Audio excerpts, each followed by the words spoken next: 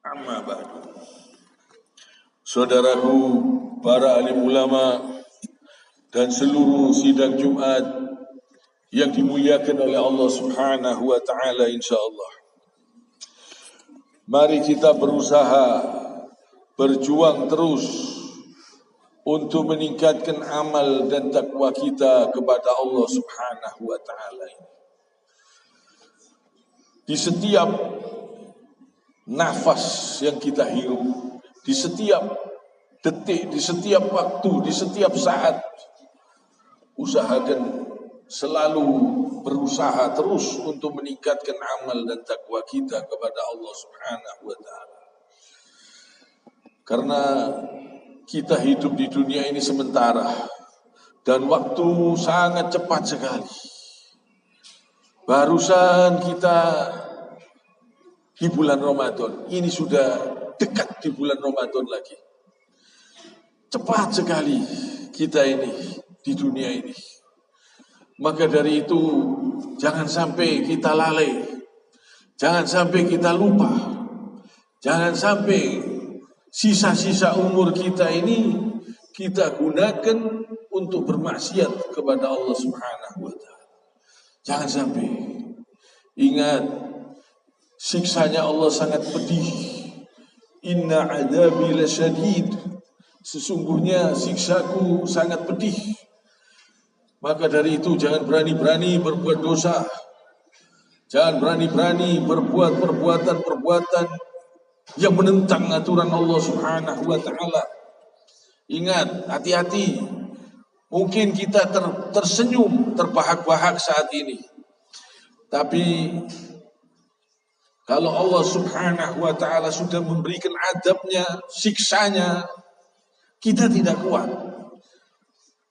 Jangan berani-berani berbuat dosa. Jangan berani-berani meremehkan aturan-aturan Allah Subhanahu wa taala. Jangan berani-berani menentang aturan Rasulullah sallallahu alaihi wasallam. Karena kita ini butuh menjalankan perintah Allah. Kita butuh diatur oleh Allah Subhanahu wa taala. Kita butuh mengamalkan kandungan Al-Quran. Kita butuh, karena ini suatu kemuliaan. Kalau kita amalkan apa yang terkandung di dalam Al-Quran, kita bisa hidup mulia. Kita bisa hidup mulia kalau kita mengamalkan apa yang diperintahkan oleh Allah Subhanahu wa taala. Kita akan menjauhi semua perbuatan-perbuatan zina, korupsi, perbuatan-perbuatan yang hina, perbuatan-perbuatan yang kotor, mabuk-mabukan, khamr, semua perbuatan-perbuatan yang haram yang dilarang oleh Allah Subhanahu wa taala. Kita akan meninggalkannya, dan ini kemuliaan. Kalau kita mengerjakan perintah-perintah Allah, mengamalkan apa yang terkandung di dalam Al-Quran, hidup kita mulia. Hidup kita mulia. Tidak ada kebencian kepada manusia, tidak ada iri, tidak ada dengki, tidak ada permusuhan, bersih. Kalau kita menjalankan perintah-perintah Allah Subhanahu wa taala. Ini kebutuhan kita. Alhamdulillah, sebentar lagi kita ini kedatangan bulan yang mulia dan diwajibkan bagi kita untuk berpuasa. Ya ayyuhalladzina amanu kutiba alaikumusiyam kama kutiba alal ladzina min qablikum la'allakum tattaqun. Wahai orang-orang yang beriman, telah diwajibkan atas kamu berpuasa sebagaimana orang-orang terdahulu sebelum kalian, agar kalian bertakwa. Agar bertakwa. Jadi puasa ini melatih diri kita, membersihkan diri kita, supaya kita semakin bersih, membersihkan dosa-dosa kita. Puasa, siam yang dilakukan betul-betul menurut aturan Allah Subhanahu wa taala, ini bisa banyak manfaatnya kepada diri kita. Dan insya Allah bisa mendatangkan kesehatan juga buat diri kita. Sangat besar manfaatnya puasa, asyam. Jangan sampai kita lalaikan. Semua perintah Allah banyak manfaatnya. Juga manfaat untuk kesehatan badan kita. Jadi kita yang butuh mengamalkan perintah-perintah Allah Subhanahu wa ta'ala ini. Ini kebutuhan kita. Dan kita supaya merasakan rasanya lapar. Supaya kita tahu, supaya kita perhatian kepada saudara-saudara kita yang membutuhkan makan. Supaya kita perhatian kepada orang-orang yang miskin. Supaya kita semakin bertakwa. Kalau kita mengamalkan perintah-perintah Allah Subhanahu wa ta'ala ini, hidup kita semakin bahagia. Kebahagiaan yang terletak di pikiran dan di hati kita ini. Ini kebahagiaan yang tidak bisa diraih oleh orang-orang yang tidak bertakwa. Orang-orang yang tidak bertakwa kepada Allah Subhanahu wa ta'ala, hatinya tidak bisa bahagia. Walaupun dia berusaha membahagiakan jasmaninya, tapi hatinya tidak akan bisa merasakan lezatnya iman. Tidak akan merasakan kebahagiaan yang sebenar-benarnya bahagia. Mereka yang membahagiakan jasadnya saja, mereka itu adalah kebahagiaan-kebahagiaan yang tertipu. Kebahagiaan-kebahagiaan yang palsu, yang akan menderita, yang akan menyiksa, yang bikin membuat gelisah, sedih, bingung. Ini semua gara-gara dosa. Gara-gara membahagiakan jasmani, tidak mau mentaati aturan Allah Subhanahu wa ta'ala. Ini hati-hati. Jangan sampai kita ini berbuat perbuatan-perbuatan yang melanggar aturan-aturan Allah Subhanahu wa ta'ala. Kita ini butuh diatur oleh Allah Subhanahu wa ta'ala. Kita ini tidak mampu menghadapi sengsara di dunia, pedihnya dunia, sakitnya dunia, adab siksa di dunia. Kita tidak mampu, apalagi di akhirat, apalagi siksa yang selama-lamanya.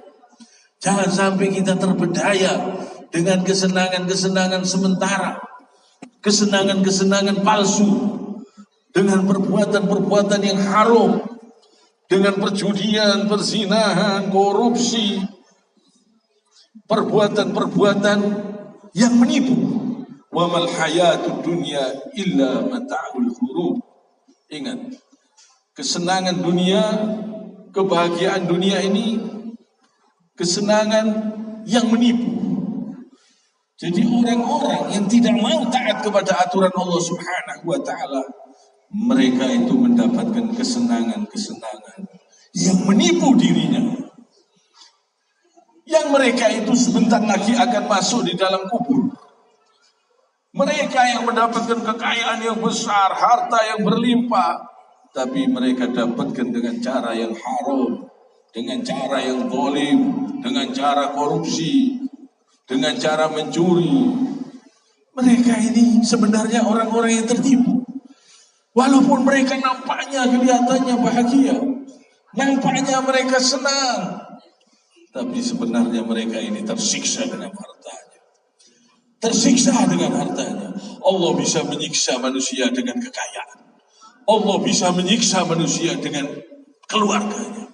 Allah bisa menyiksa manusia dengan berbagai macam cara.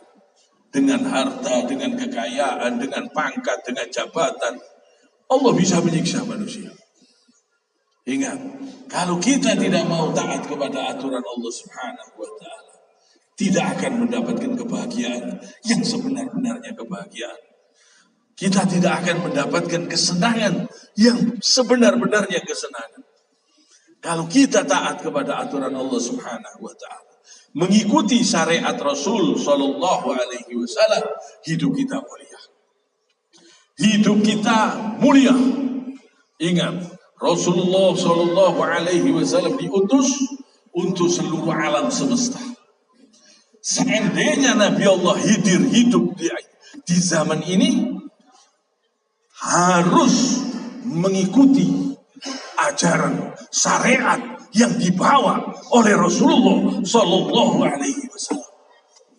Karena dengan syariat Rasulullah Sallallahu Alaihi Wasallam kita hidup mulia.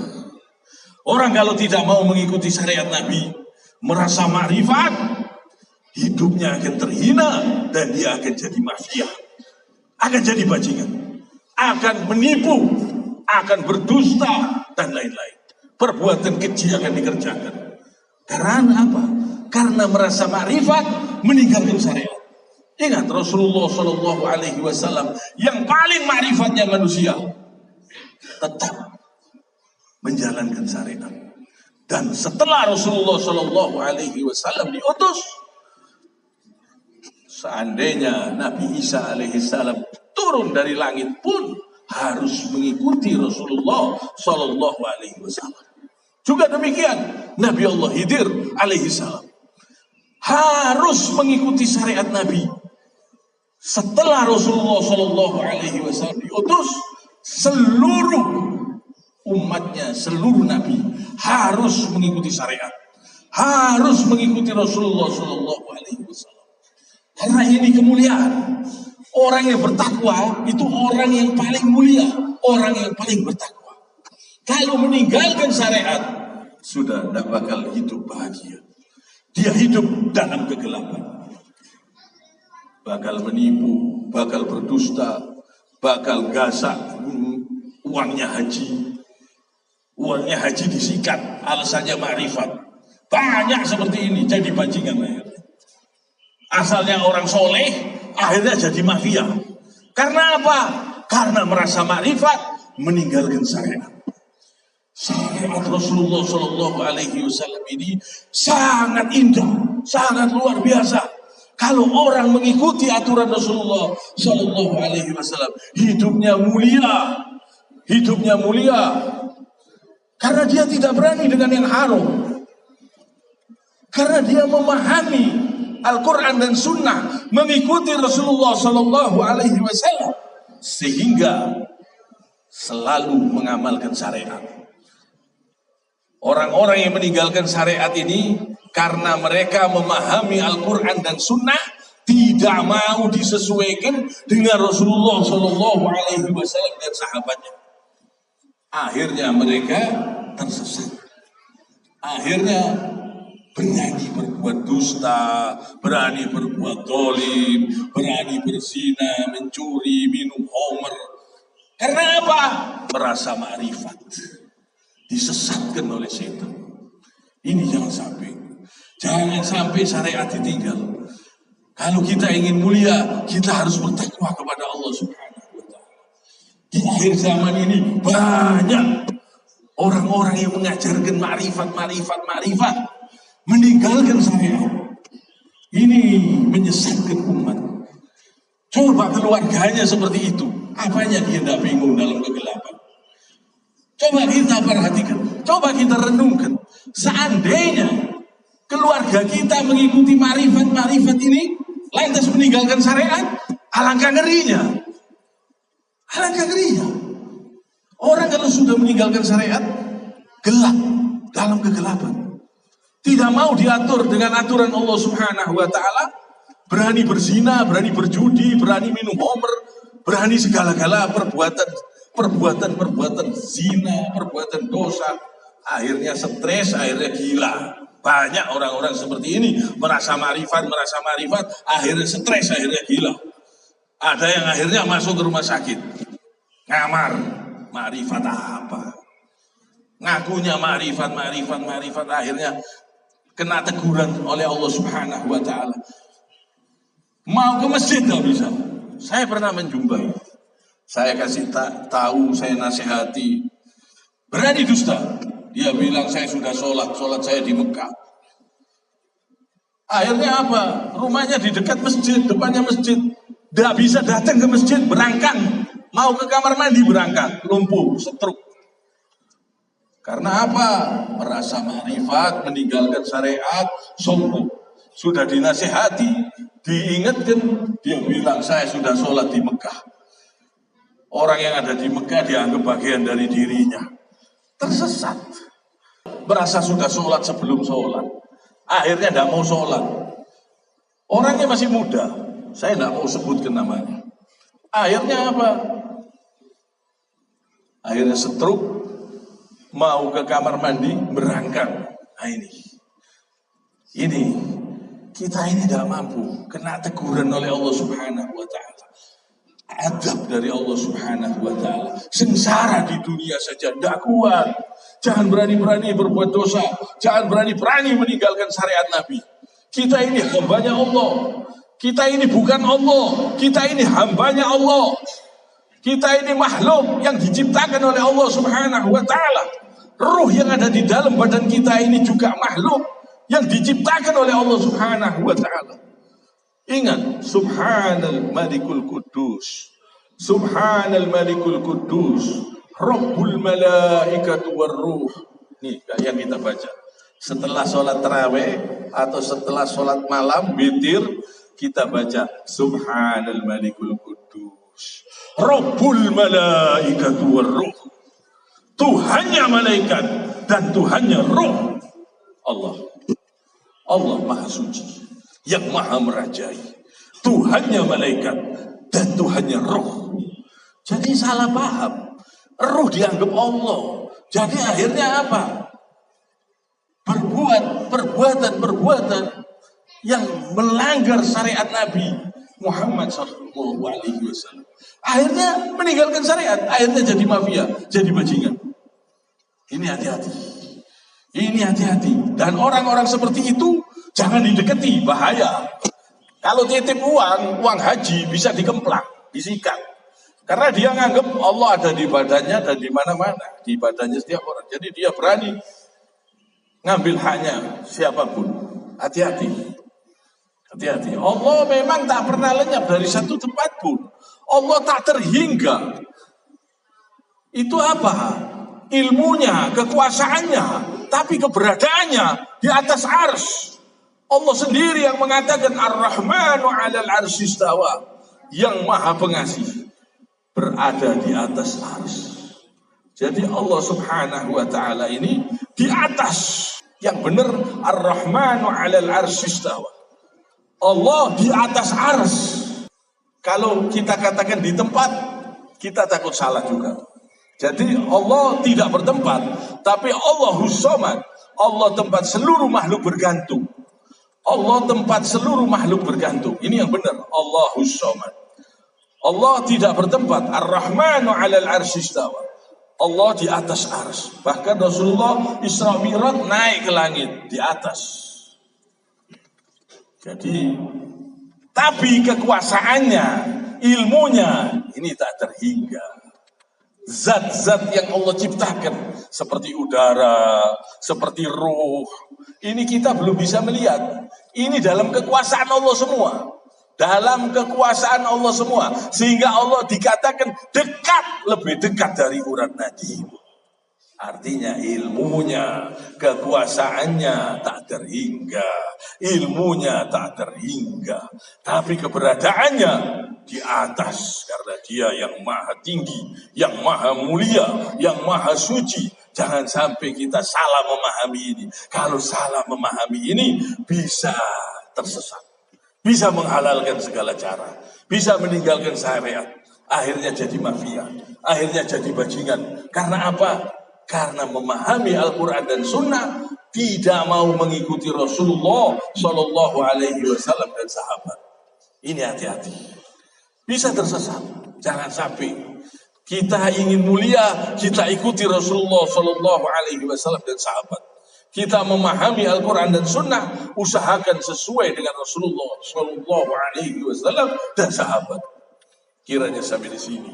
Subhanakallahumma bihamdik asyhadu an la ilaha illa anta astaghfiruka wa atubu ilaik.